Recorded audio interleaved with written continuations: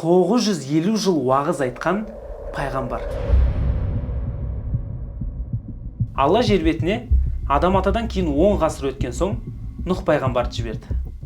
Себебі ол заманда адамдар адам атадан келе жатқан дінді ұстанбай пұттарға табына бастады. Соларды тура жолға шақыру мақсатында Нұх пайғамбарды жіберді. Ол кезде адамдар ұзақ өмір сүретін болған. Нұх пайғамбар 1000 жылдан астам уақыт өмір сүрді. Оның ішінде 950 жылын уағыз айтуға, адамдарды тура жолға шақыруға арнады. Бірақ адамдардың санаулысы ғана артынан ерді. Көбісі ермей қойды. Сөйтіп 950 жыл өткен соң Нұх пайғамбар адамдардың тура жолға келмей жатқанын байқап, Аллаға дұға етеді.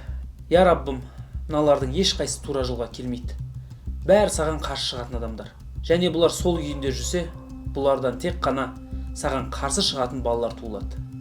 Я Раббым, мені бұлардан құтқара көр деп дұға тілейді. Сонда Алла Нұх пайғамбарға кеме дайында дейді.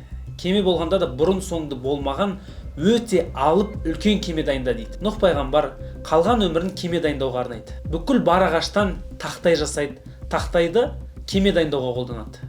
Тіпті ағаш таусылып қалады. Ағаш таусылған кезде ағаштар егіп, олардың өскенін күтіп, оларды шауып, тақтай жасап, кемеге қолданады. Осылай бірнеше мәрте қайталай береді. Арада бірнеше жылдар өтеді.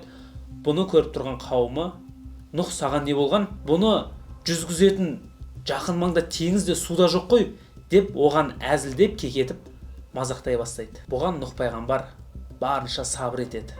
Аз-аздан үздіксіз тыңбай Алланың бұйрығын орындайды. Арада бірнеше жылдар өтеді. Себебі кеме өте үлкен болу тиіс еді.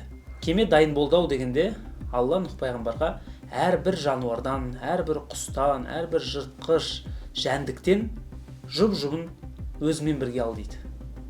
Қалай деген Нұх пайғамбардың сұрағына Алла, мен оларға өзім бұйырамын дейді. Сөйтіп кеме дайын болып, Нұх пайғамбар есігін ашқанда, әрбір жануар, жыртқыш, құс, жәндіктердің жұптары келіп кіре бастайды. Не үшін? Жануар, жәндік, құстардың түрлері жойылып кетпес үшін. Және Нұх пайғамбардың өзінің артынан ерген санаулы ғана қауымы кіре бастайды. Бірақ әйел мен баласы кірмей қояды. Нұх пайғамбар оларды шақырады, баласына соңына дейін тырысады. Балам, кір, жүрсеңші бізбен. Баласы, әке, топан су болған күннің өзінде мен тауға шыға саламын деп кірмей қояды. Сонда Нұх бүгін Алланың әмірінен, Алланың топан суынан ешкім құтыла алмайды деп жауап береді. Баласы сонда да кірмей қояды. Есіктер жабылды. Аспаннан су құйыла бастады. Жерден су атқылай бастады. Жер бетін бұрын соңды болмаған топан су жайпап өтеді. Бұл оқиғадан не түсінеміз?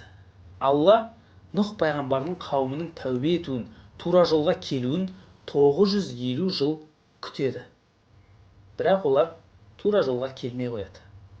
Содан кейін Алла жер бетін олардан тазартып жіберді. Яғни біз Алланың қаһарына түсіп қалмас үшін әрқашан күнәмізге тәубе етіп, Алладан кешірім сұрап, тура жолда жүруге тырысуымыз керек. Екіншіден, қазір біз адасып жүрген жақынымызды тура жолға шақыруға тырысамыз. Ол біреудің жұбайы, біреудің бауыры, біреудің туысы, біреудің досы.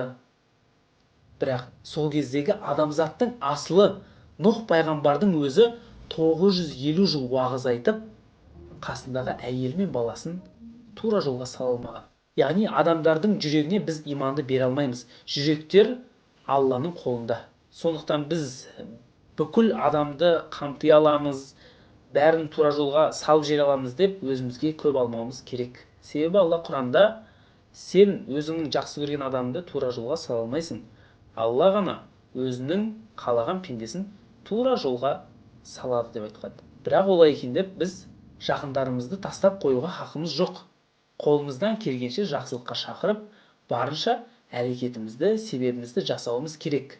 Ал нәтижесін Алладан дұға етіп сұраймыз. Алла баршамыздың жақындарымызды, өзімізді тура жолдан адастырмасын. Әмин.